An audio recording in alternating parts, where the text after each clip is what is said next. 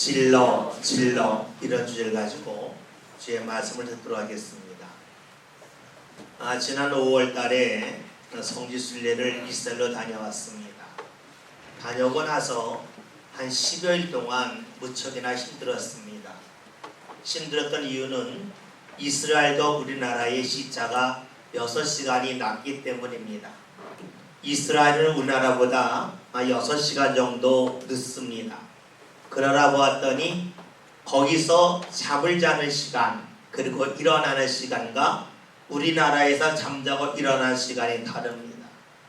시차가 달랐기 때문에 무척이나 어려웠습니다. 그때 깨달은 것이 있었습니다. 사람이 습관을 바꾸는 것이 무척이나 힘들구나 하는 생각이었습니다. 지금까지 어떻게 살아왔느냐, 이것이 오늘 나 자신의 삶이 어떻게 움직일지, 어떻게 반응할지를 결정하기 때문이지요. 우리나라 야구선수 중에 지금 미국에 가서 활약하고 있는 유현진 선수가 있습니다. 잘 아시는 것처럼 그 선수는 다른 투수들에 비해서 공이 그다지 빠르지가 않습니다. 공을 던진 속도는 좀 늦다고 할 정도의 구속입니다. 그럼에도 불구하고 그가 공을 던질 때에 많은 타자를 잘 치지 못합니다. 그 이유가 어디냐면 야구 전문가들 한 이야기가 유현진 선수는 공을 자신이 던지고 싶은 곳에 던진다, 제구력이 좋다는 겁니다.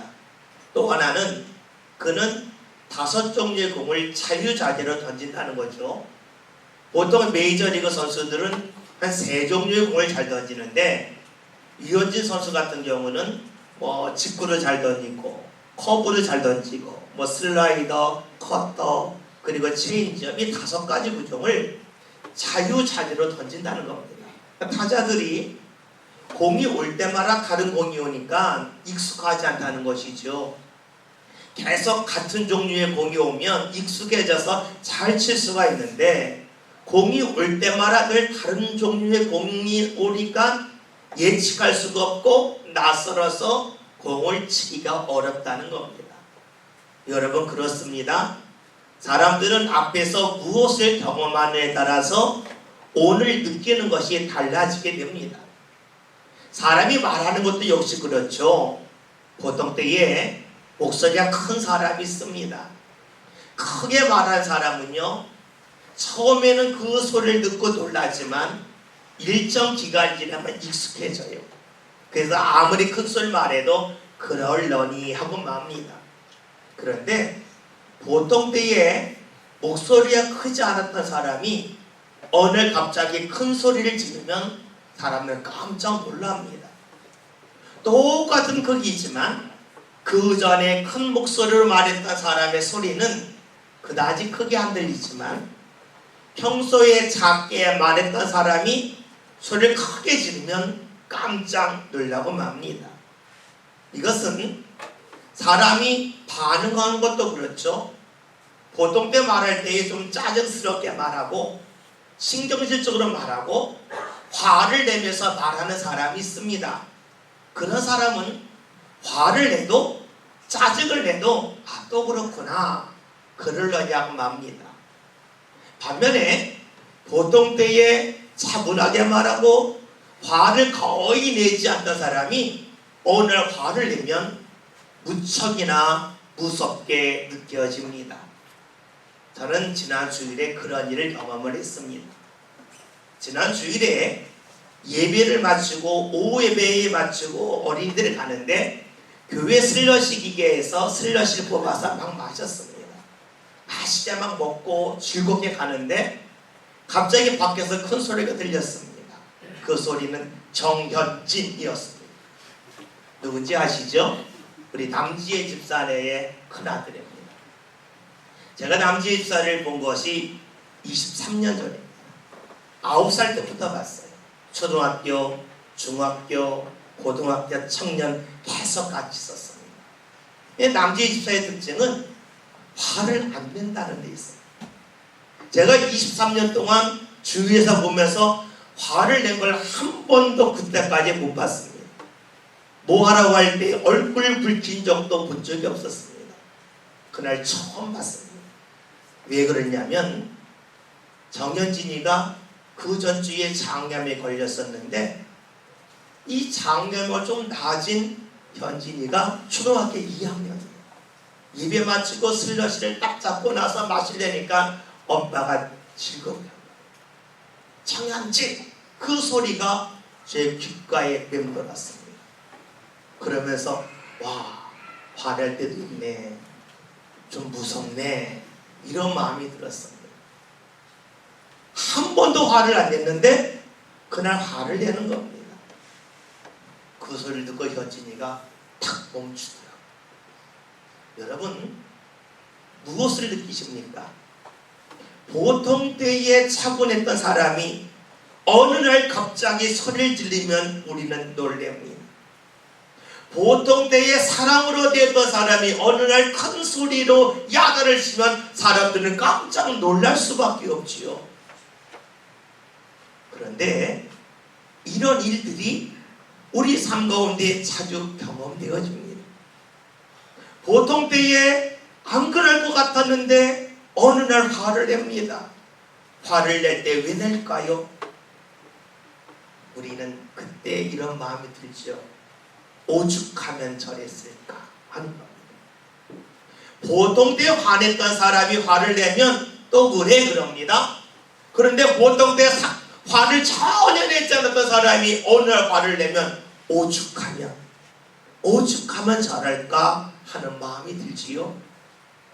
저는 지난주에 했던 일이 머리에서 잘 떠나지가 않았습니다. 오죽하면 저랬을까? 오죽하면 화를 냈을까? 오죽하면 소리를 질렀을까? 그 일이 떠나지가 않았습니다.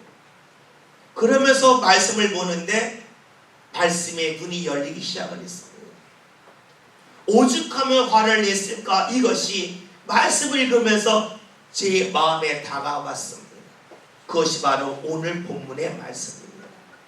오늘 말씀은 이렇게 시작하고 있어요. 말씀을 볼까요? 21절 함께 같이 보겠습니다. 읽습니다. 이때로부터 예수 그리스도께서 자기와 예루살렘에 올라가 장로들과 대제사장들과 서기관들에게 많은 고난을 받고 죽임을 당하고 제3일에 살아나야 할 것을 제자들에게 비로소 나타내시니 아멘. 오늘 말씀 21절은 이때로부터라고 시작을 합니다. 마태복음에서 이때로부터라고 하는 구절은 2번이 나옵니다. 우리가 오늘 읽은 말씀 마태복음 6장 21절과 마태복음 4장 17절에 나옵니다. 이때로부터라고 하는 것은 무언가 변화가 나타난다는 것이지요. 마태복음 4장 17절은 이때로부터 예수님께서 하나님의 말씀을 가르치기 시작하셨다는 겁니다. 즉 전환점이 되었다는 것이에요.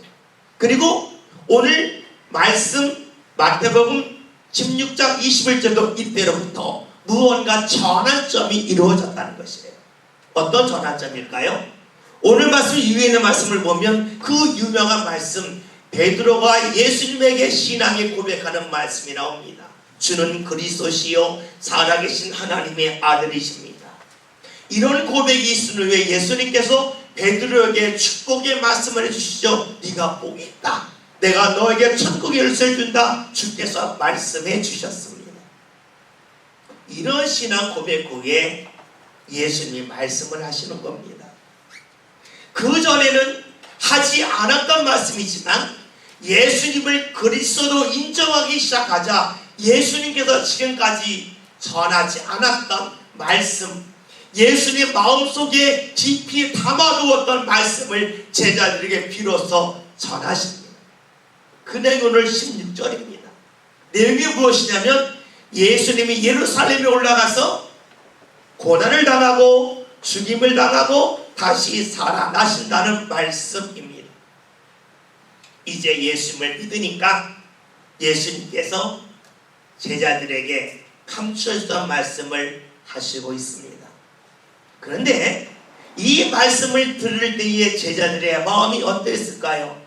너무 낯선 겁니다. 지금까지 예수님이 하신 일들을 제자들은 기억하고 있습니다. 병자를 고치셨어요. 귀신을 내어주셨어요. 그리고 죽은 자를 살리셨습니다. 때로는 보리떡 5개 물고기 2마리로 5,000명을 먹이시는 놀라운 일을 행하셨습니다. 예수님이 가는 곳곳마다 사람들이 환영하고 기뻐했습니다. 그 예수님이 고난을 당한다, 죽임을 당한다, 제자들에게는 너무너무나 낯설었습니다. 여러분, 이렇게 낯선 말씀이 제자들에게 들려질 때에 그 말씀이 이해가 됐을까요? 만약에 지금까지 예수님이 가는 곳곳마다 사람들에게 미움을 받았다면, 사람들이 예수님을 죽이려 했다면, 아, 그렇지, 그럴 수 있어, 이해했을 겁니다. 그러나 지금까지 예수님은 늘 환영을 받았습니다. 사람들의 힘든 일을 도와주셨습니다.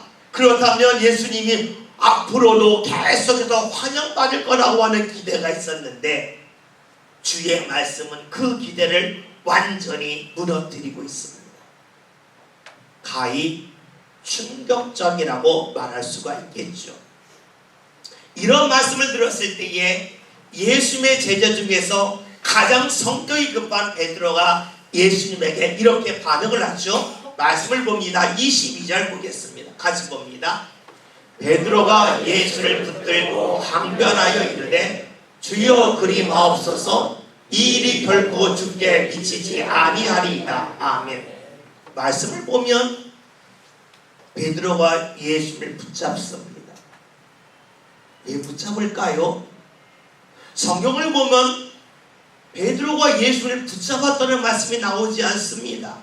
예수님이 베드로를 붙잡아줬다는 말씀은 있어도 베드로가 예수님을 붙잡았다는 말씀은 여기뿐입니다. 왜 붙잡았을까요? 그의 고백을 보면 주여 그 일이 주께 미치지 않았으면 좋겠다는 겁니다. 즉 베드로는 예수님이 고난당하는 것, 죽임당하는 것 원치 않아서 예수님을 붙잡고 있습니다.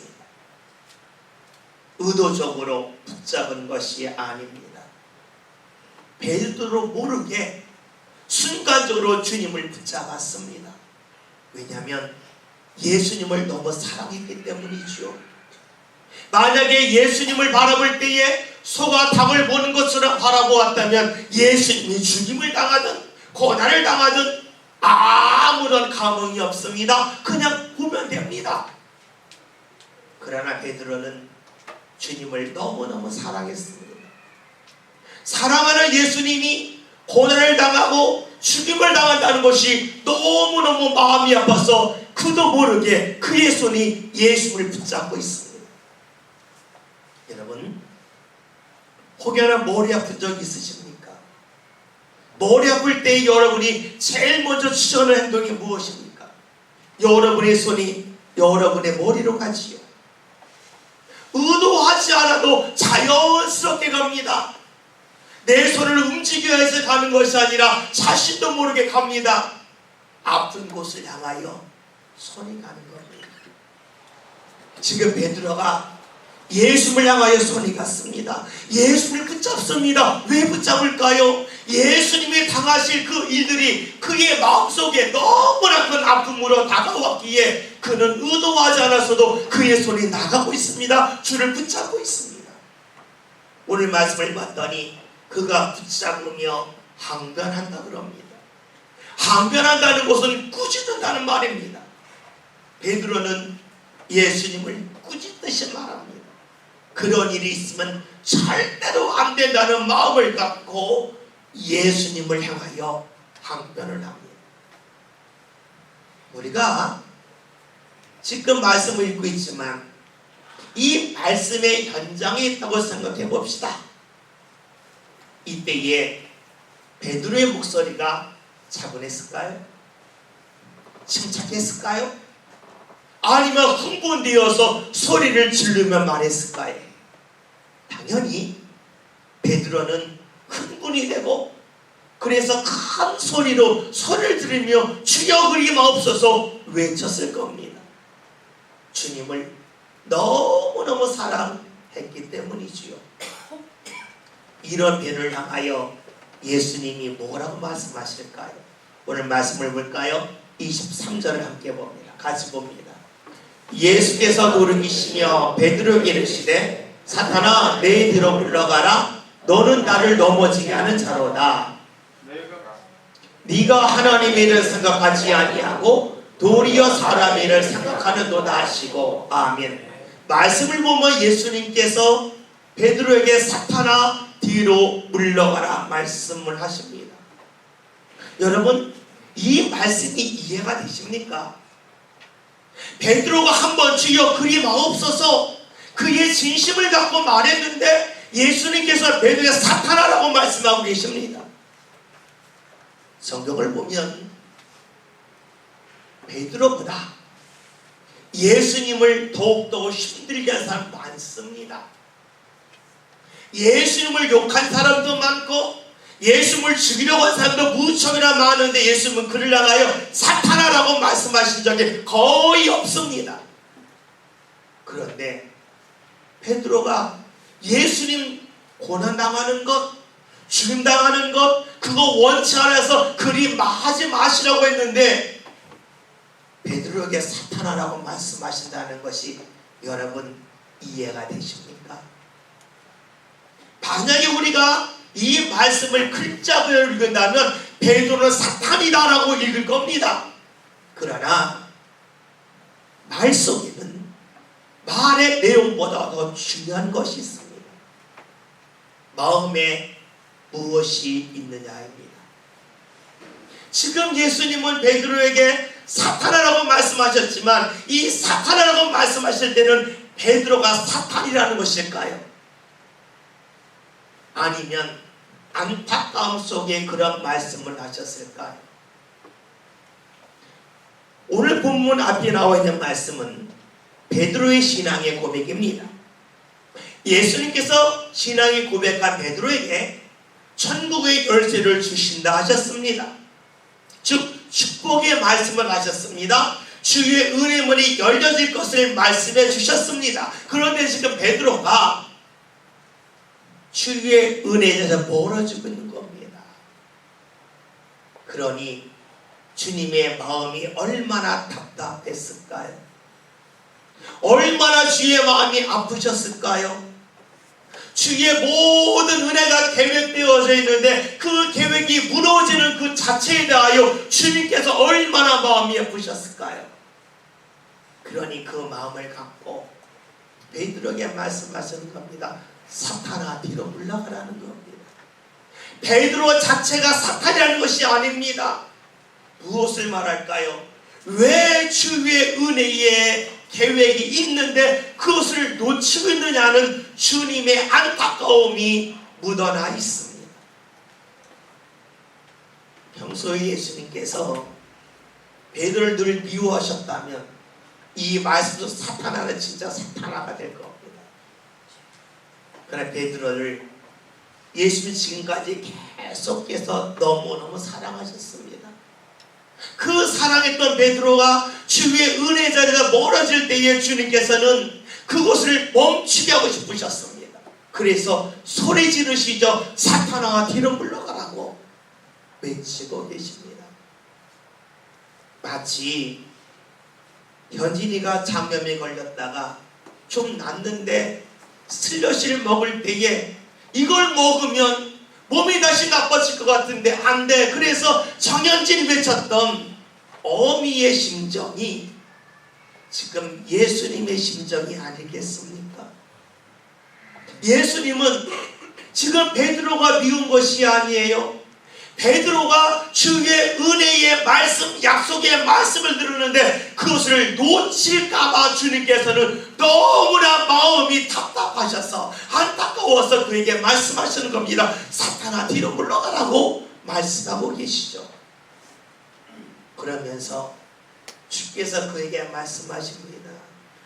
네가 나를 걸러 넘어지게 한다.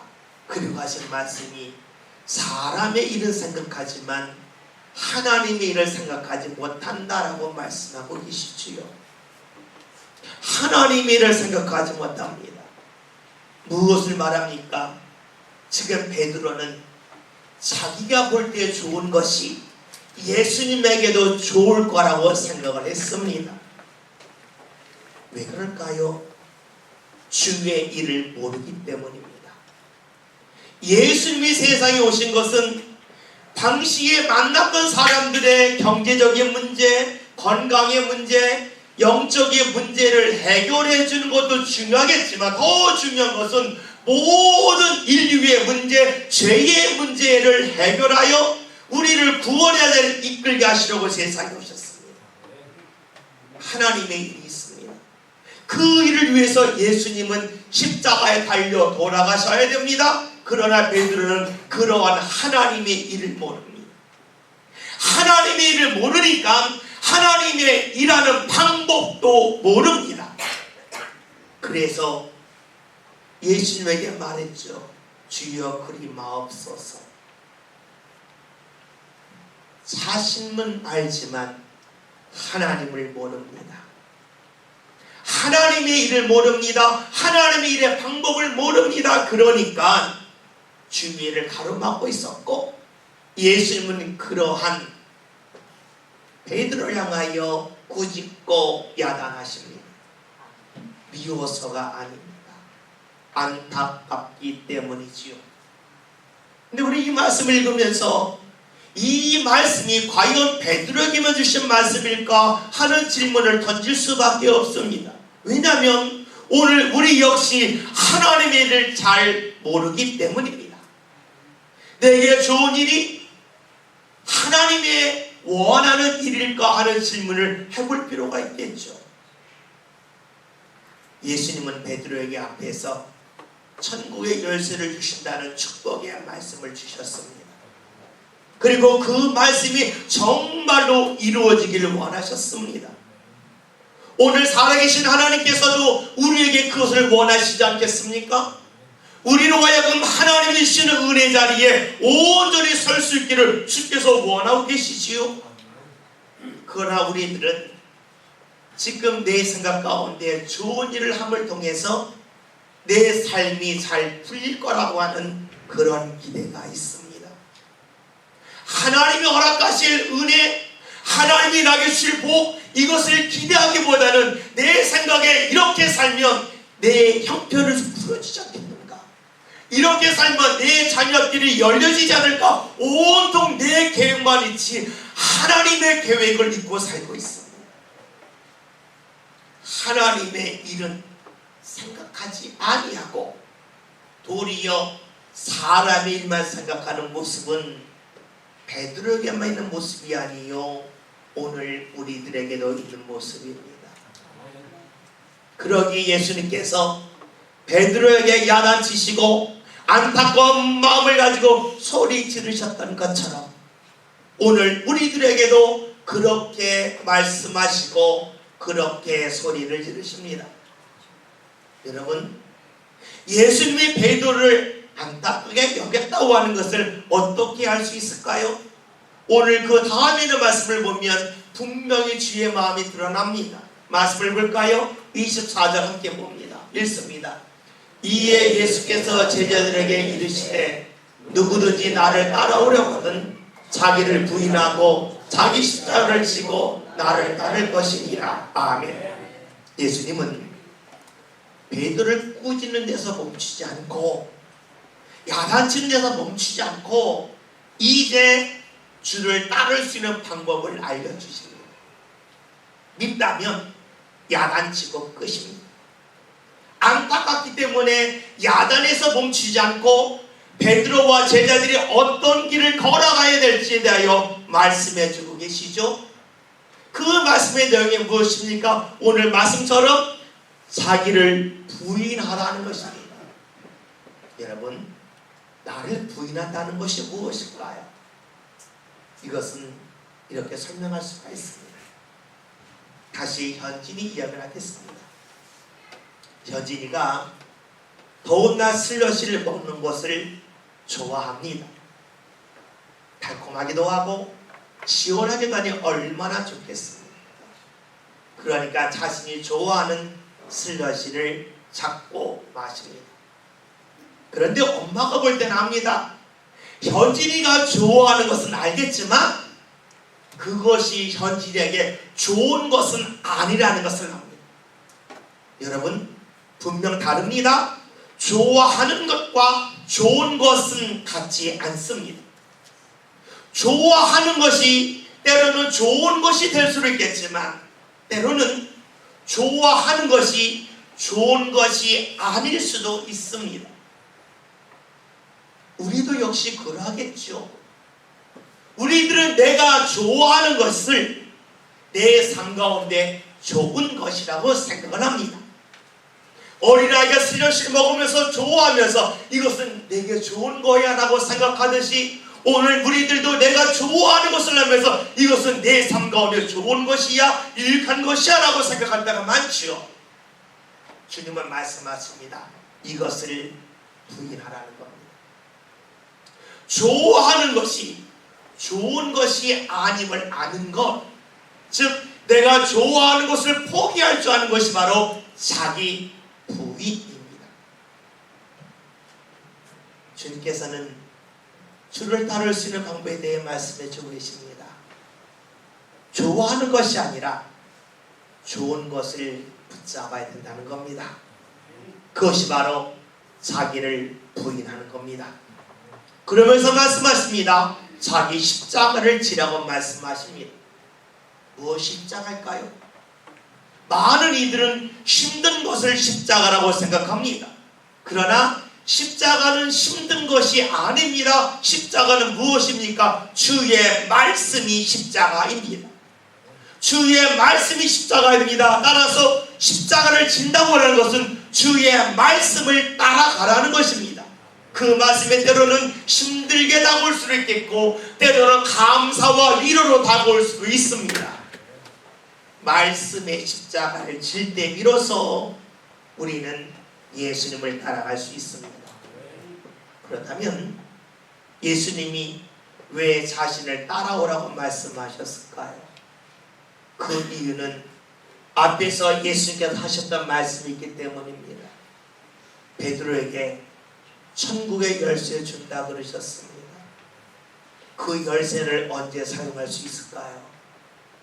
아무 때나 사용하는 것이 아니에요. 예수님을 따라갈 때 비로소 그 천국의 열쇠를 사용할 수가 있습니다. 주님이 원하신 것은 천국의 열쇠만을 소유하는 것이 아니라 그 열쇠를 사용할 수 있는 사람이 되기를 원하셨습니다. 그 방법은 다름 아닌 예수님을 따라가는 겁니다.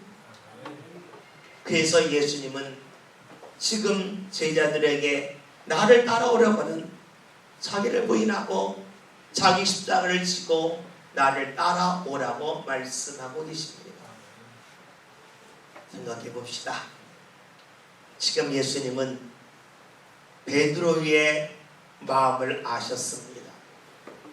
그러나 그 마음이 베드로가 원하는 마음, 좋아하는 마음이지만 그것이 좋은 마음이 아님을 아셨습니다.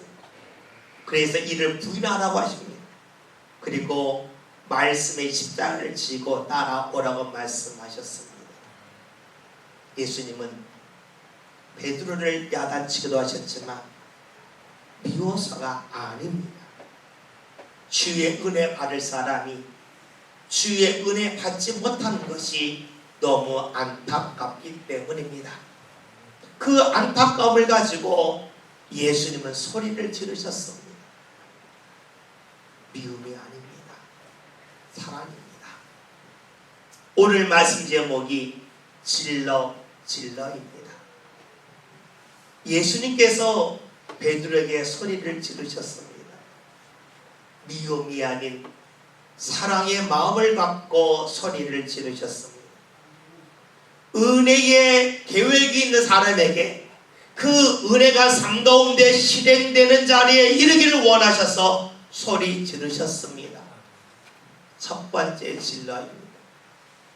오늘 설교 제목에 질러 두 번째 질러가 있습니다. 주님이 왜 소리를 지르셨습니까? 그것은 은혜의 자리를 향하여 돌아가지 않고 질러가기를 원하셨기 때문입니다. 주의 말씀의 자리가 있습니다. 은혜의 자리가 있습니다. 그런데 어떤 사람들은 이 은혜 자리를 향하여 지름길로 질러가는 사람이 있고, 어떤 사람은 빙빙 돌아가는 사람이 있습니다. 주의 은혜가 쉽게 임할 수 있는 그러한 사람임에도 불구하고 자신이 좋아하는 것을 붙잡고 사느라고 주의 은혜의 자리를 향하여 지름길로 질러가지 못하고 빙빙 돌아가는 사람이 있습니다. 그를 향하여 주님이 무엇을 하실까요? 소리를 지르시는 겁니다. 왜 소리를 지르실까요? 지름길로 질러가라고 소리 지르십니다. 미워서가 아닙니다. 사랑하기 때문에 소리를 지르십니다. 오늘 주님께서는 오늘 우리에게도 똑같이 소리를 지르십니다. 내가 좋아하는 것을 하느라고 내게 좋은 것을 놓치면 주님은 소리를 지르십니다. 미워서가 아닙니다. 사랑하기 때문입니다. 왜 소리 지릅니까? 우리로 하여금 주의 은혜의 자리에 지름길로 질러가기를 주께서 소망하시기 때문입니다.